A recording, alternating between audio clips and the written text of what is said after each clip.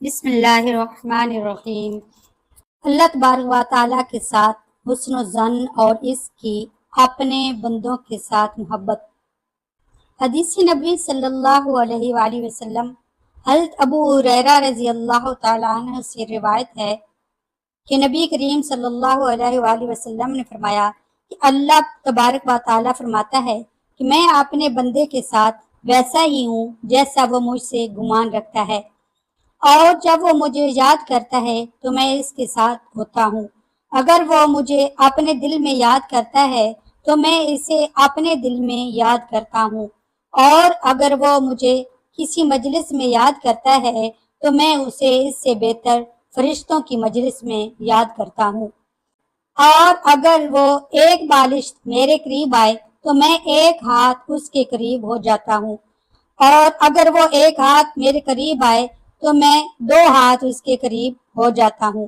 اور اگر وہ میری طرف چل کر آتا ہے تو میں اس کے پاس دوڑ کر جاتا ہوں۔ سبحان اللہ۔ ظلم کی حرمت تمام مخلوق اللہ تبارک و تعالیٰ کی نیاز مند ہے۔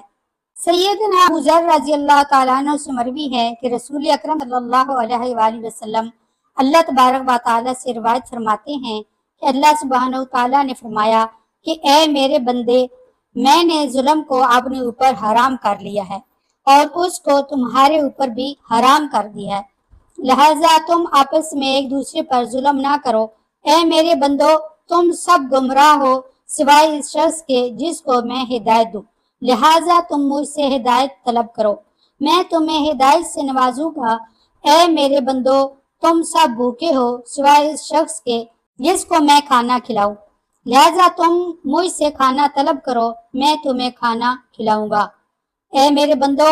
تم سب ننگے ہو سوائے اس کے جسے میں کپڑا پہناؤں، لہذا تم مجھ سے کپڑے طلب کرو، میں تمہیں کپڑا پہناؤں گا۔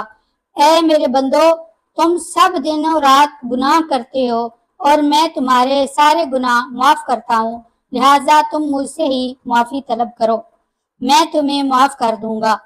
اے میرے بندو، تم سب میرا کوئی نقصان نہیں کر سکتے اور نہ ہی مجھے کوئی فائدہ پہنچا سکتے ہو۔ اے میرے بندو، اگر تمہارے سب اگلے پچھلے انسانوں اور جنات میں سے ہر ایک ایسا ہو جائے جیسے تم سب سے زیادہ پاک باز دل والا،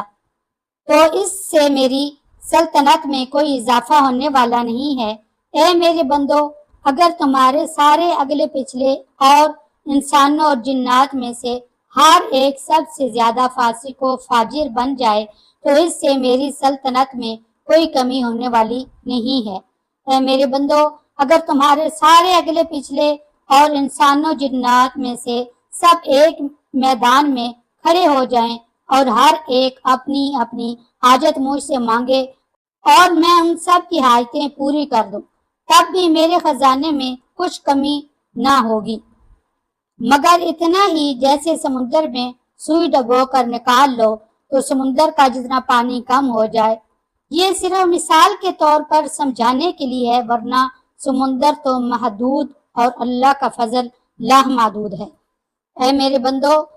یہ تمہارے اعمال ہیں، میں تمہارے ان اعمال کا حساب کتاب رکھتا ہوں اور پھر تمہیں اس کا پورا پورا بدلہ دیتا ہوں۔ اب جو انسان بھلائی دیکھے تو اللہ کا شکر ادا کرے کہ اس کی کمائی بیکار نہ گئی، اور جو برائی دیکھے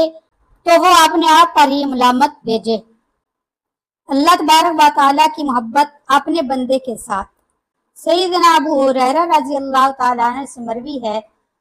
کہ رسول اکرم صلی اللہ علیہ وآلہ وسلم نے فرمایا کہ بے شک اللہ تبارک و تعالیٰ جب اپنے کسی بندے سے محبت کرتا ہے تو جبرائیل علیہ السلام کو بلا کر فرماتا ہے کہ میں فلاں شخص سے محبت کرتا ہوں،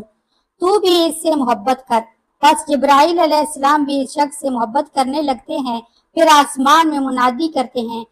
کہ اللہ تبارک و تعالیٰ فلاں شخص سے محبت کرتا ہے، لہٰذا تم سب بھی اس کو اپنا محبوب بنا لو،